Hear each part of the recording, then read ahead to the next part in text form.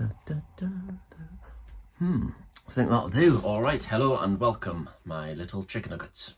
It's been a while since we've done a video like this, so this is a Q&A, which is you ask the questions and I answer them. I'll try my best. I've got them on my phone, so let's just get straight into it. So first question from Susie. What are the top 3 cities you want to explore next? Good question. Honestly, I don't know if I really have anywhere on my list. I've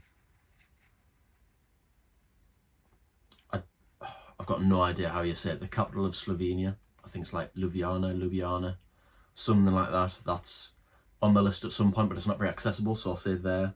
I've already been to Barcelona twice, but I'd like to go back because it is a beautiful city with plenty to see. So I think that'll be maybe second on the list, and third, I've honestly got no idea. I feel like cities just don't bother me anymore, you know, like European cities, I've done so many now, I feel like they're all just a blur and they're all the same. Which is a great thing to say if you're a travel vlogger, by the way. I'm gonna have to stick for 2 because I've got 28 questions to get through, so gonna have to be snappy. Oh, by the way, I'll put the questions like down there, or you will have already seen it, so you can read it. Question from Terry. Have you been to Kudadasi? Going Sunday, ever been before? Never even heard of it and got no idea where it is. But I hope you have had a lovely time. So I put out some questions. No, I put out something on my Instagram story as well. So my Instagram, I'll insert down there. If any of you want to follow me, feel free to go ahead and do that. So a question from Jack, who is actually a mate who I met through my YouTube. So he messaged me on my Instagram. We ended up going to the pub, watching the football and stuff. He's a good mate. So what was the most difficult / challenging moment during your Lost in Europe trip? That is a really good question. Ooh, honestly, I think probably just the burnout. You know, I think I was away for 29 or 30 days and I think I'd filmed and made 23 videos, and you know, they're not just like, a lot of them aren't just sort of silly wander about vlogs. You know, you've got all the drone shots, you've got the videography, the editing, the music. So probably the burnout, even though I edited a few of them as I got home. Yeah, it was ruthless, but a great experience at the same time. But yeah, probably the burnout. But the trouble is sort of, you know, I'm trying to keep it cost efficient, while also I really wanted to push myself that trip. I thought, right, I'm going to travel, go away for however long, not put any sort of time constraints on it, and just see how many videos I can smash out. And unfortunately, the whole series didn't perform anywhere near as well as I would have liked, which is a shame. So, ooh, Jack with another big question. Where do you see yourself in 10 years' time? Wow. That is a very good question. Ideally, self-employed, making comfortable money, to be able to live a life of adventure, flexibility, autonomy, and in doing what? Hopefully YouTube would be a part of that, but God knows. But self-employed in some form. I'd love to go into stuff, you know, like coaching, which I'm maybe at some point. Because I spend so much time thinking, and I've had a lot of life experiences, and because I reflect so much, I feel like I learn so much and could offer a lot of value to a lot of people in that sense. And that's something which I may delve into with my YouTube at some point. You know, I'd love to write a book one day. I'd love to, like I said, perhaps go into coaching or that sort of thing. But yeah, I don't know, adventuring, travelling with a good wife or girlfriend, perhaps. Good life partner that I can go on all my adventures with would be lovely. So yeah, I suppose that's where I see myself in 10 years' time, but time will tell. So we've got a question from my mate Kirath. What's your favourite Indian dish? He is Indian, so hence perhaps why he's asked the question. I love an Indian. It's probably my favourite food. I'm going to have to be a bit basic, probably just say a korma or something, but you've got to have rice, and then you've got to have garlic naan and onion bhajis as well. That is like the ultimate feast, my favourite. Next question. Jeffrey Thomas Blackburn has asked me on Instagram, how do you keep in shape while eating McDonald's? Now, I tend to eat a lot of shit when I'm away, just because it's way more efficient and it's a lot easier. So say, because what I get a bit of stick for it because I go away and I'll eat McDonald's quite a lot, or fast food, supermarket food. I tend not to eat out at restaurants or eat local food much because sometimes I'm waking up really early in the morning, having had not much sleep, filming all day, which can be really, really tiring because my brain just doesn't stop spinning, and then you've got filming as well, running around and all that stuff. So it's just way more convenient to eat stuff like McDonald's. And I'm not even answering the question, how do you keep in shape while eating McDonald's? So the thing is, when I'm at home, I mostly eat pretty well, but I also go to the gym a lot. I've had a bit of time off recently, but I've always been pretty active, fast metabolism. So I think I've earned my right to eat the occasional McDonald's, or at least eat mostly shit when I'm away. But like I say, I'm very active. I hike a lot, go to the gym a lot, and gifted with a fast metabolism. So that's how I keep in shape while eating McDonald's. What tips do you have for travelling? Nothing's really coming to mind, so just go and experience it. If you like it, you like it. If you don't like it a certain way, try another way. But I think the main thing is just don't let fear hold you back, because I think I take for granted that, I've done my first solo trip a long time ago, like 5 years ago or something. But I've done so many since, so I don't even think about it, whereas there's probably so many people who would have a lot of fear of travelling solo, going to new places, that sort of thing. I'm just checking. Oh, I'm on 9 minutes. Fuck. Right, let's speed it up a bit. What is your life story? Whew, big questions. Right, I'm going to be snappy. So, born in Newcastle, lived here my whole life, pretty much. Went to sixth form, done 3 A-levels, geography, economics, business, smashed them. And then went to Loughborough for a year for uni, hated it, dropped out, had a year out. Went back to the Open University, finished that last summer. And I've sort of been floating since. So yeah, my goal was to focus on YouTube really and hope that that would pick up and grow quite a bit, and that's not really how it's planned out as such. It's not performed anywhere near as well as I would have liked, but that's a very brief overview, missing out some key things. But what music do you enjoy? Ooh, I love all sorts, but I do like a bit of classical and stuff like that, I love soundtrack music, that sort of thing, like Lord of the Rings, Star Wars. Have got some absolute bangers. I'm just a bit weary. How the hell have I managed to talk for 10 minutes and I'm recording 4K, so I probably not got the storage space. Also, sidetracked again, got a new mic for like 70 or 80 quid. So I don't know if you'll notice, but in my sort of 3 or 4 most recent videos, my audio, my voiceovers, which I do, should sound a lot better. So whether or not somebody picked up on that, because the audio was a bit crap before that. So yeah, I enjoy all sorts of music really, but I love old music, classical stuff, but modern stuff as well. I love sad songs. Singing sad songs is probably my favourite. Oh, another one from Jeff. Can you get philosophical for a bit? I don't know what about, but I feel like we'd enjoy it. I feel like I probably already have. I like to think, I like to talk, I think I'll probably skip that one out because I've bloody waffled so much. But at some point, perhaps in the future, I would love to. Do you have a day job? From Jeff again. No. Do you have flexibility to be able to travel? Yeah, got great flexibility. No kids, no wife, living at home. So yeah, I've pretty much got fantastic flexibility. Now, moving on to YouTube. Will Armstrong, one of my mates. Do you make money on YouTube? If so, how much? This is a juicy question. So, you start getting paid when you get to 1,000 subscribers. I'm like, why can't I just answer the question? I'm like a fucking politician. Right, I'm going to be as direct as possible. Do you make money on YouTube? Yes. If so, how much? Not much.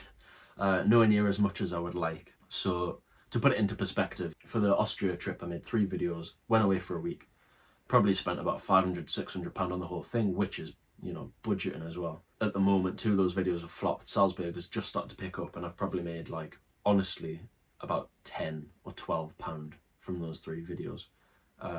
So that puts it into perspective. I'm happy to go into a bit more detail overall how much I earn, because obviously some of my videos, continually grow. But relative, you know, I don't even make anywhere near as much as I spend on the trips. So so we've got a question from Bron Jackman. Where do you think you'll be travelling this year? Do you plan your trips well in advance?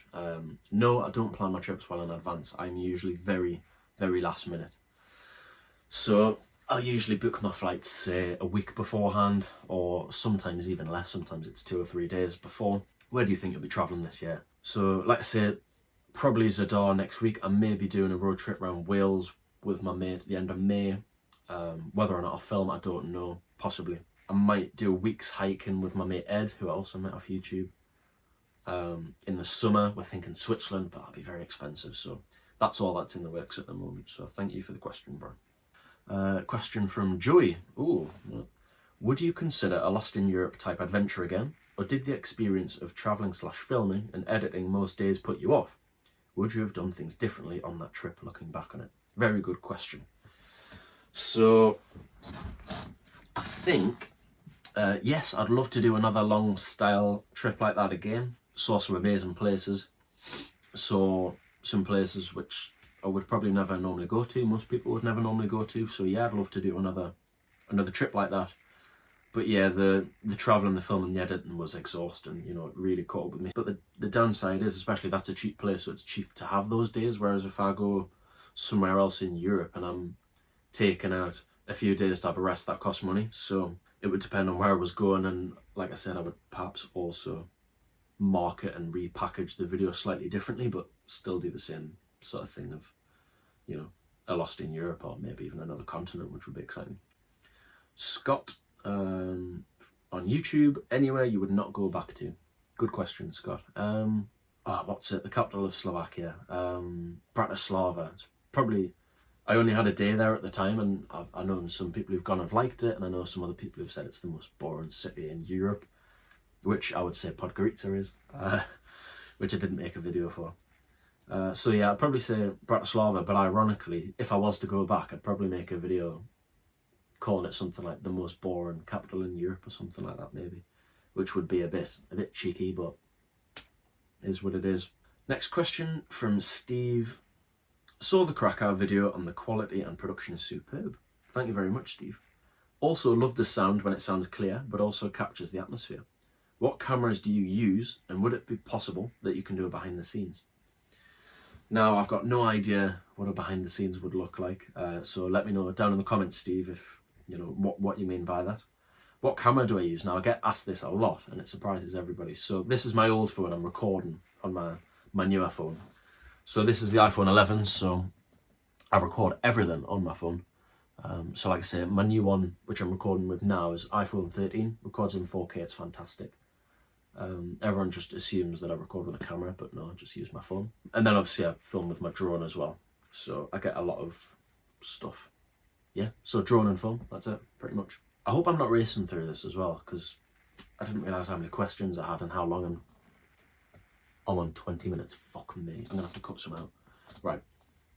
If you had no limitations with time, money or resources, what would your ultimate adventure be?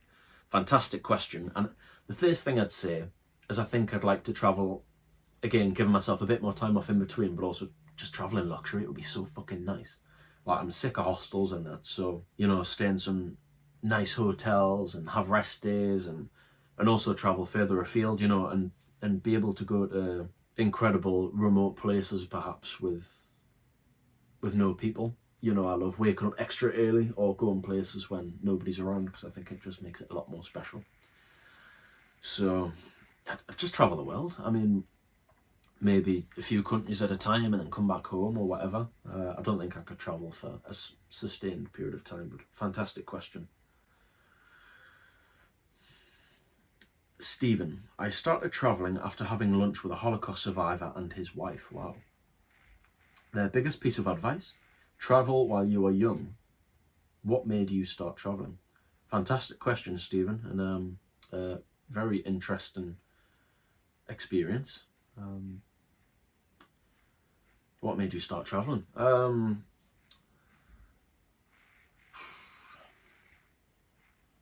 Grief might be a strange answer. I had a lot of loss in my life, and I think you know, it shows your life's short and you've got to make the most of it, I suppose. You know, perhaps a similar experience to you having lunch with Holocaust survivors, you know. Life can be full of shit. So I think you've got to grab the good stuff by the horns to some degree. And you know, like, life's too short to be living in fear and holding yourself back, you know. Just fuck it. Just explore, make mistakes, travel, adventure, push yourself into the unknown, you know, go and explore. Imogen, what's one place that you would visit again? Yeah, top of the list would be Iceland. Best place I've ever been. Absolutely incredible. Ah, right, bloody typical. Ran out of storage space right near the end. But the last question from Will, are you gay? Yeah, I think he's just taking the mick on that one. So I don't know why, but for some reason I seem to just get loads of comments from men on my videos. I don't know, no women, just men. So I don't know what all that's about. So I think he's just winding me up a little bit. But no is the answer. I am not. So where's all the women commenting? Come on. I get all these men calling me handsome. Where's the women? So if you're a woman, get a comment. No, I'm joking. Yeah, I think what a question to finish off on. I think that's it. Yeah, that is it. I don't really know what else to say. I think, again, coming back to the money and stuff, you know, I put a lot of time and effort into these videos. So again, that's why I really appreciate people leaving the comments down below, which I know many of you do. But if you can keep on doing that, you know, I really do appreciate that, because numbers are just numbers, you know, whereas if people leave a comment, it's, you know, it is really nice. So if you can carry on leaving comments and stuff, that would be lovely. But aside from that, I was also thinking, you know, I want my YouTube channel to grow at the same time, you know, because it doesn't pay much. So I'm not sure. I might make another video separate, but I don't know whether to do like you can do paid memberships and stuff like that. But you've also got things like Patreon, where, you know, say if you have a creator or someone who makes videos and you really enjoy watching them, you can sort of financially contribute, because obviously YouTube is free. So there's a couple of apps where, say, you can get exclusive videos of, you know, maybe I could do things like Q&As or just little rambles or updates or whatever it is. It's like an exclusive, and you can pay, say, £5 a month, or you can just do a one-off donation, like a buy me a coffee. So, but I'm a little bit torn with that idea. I've sort of procrastinated it because it just feels a bit, you know, but then at the same time, you know, it's obviously completely optional. So let me know what anyone thinks, because it's not sustainable at the moment, you know, with the amount I spend on videos and how much I get in. So I need to, something has to change. So I'm gonna have to have a think. But yeah, I think that's about it. Also, I hit 5k just a couple of days ago. So thank you very much for those of you who have supported me and watch my videos and enjoy them and comment, like I said. So thank you so much. So yeah, next milestone, 10k. I think that's it. I'm gonna have to chop some of those questions out because this is far too long. But anyway, thank you for joining me as always. Probably see you in Zadar soon. I'd also like to make some more chill ramble videos like this, you know, which are just more relaxed and a bit more personal and authentic, because I'm aware that my well-edited videos, my normal travel videos, might be a bit, maybe just lose their soul a little bit, you know, because like I say, at the end of the day, things have got to be marketable, things have got to be snappy. People have got attention spans like fish these days because of phones. So yeah, let me know what you think. I'll leave it there because I won't stop. I won't shut up. Goodbye.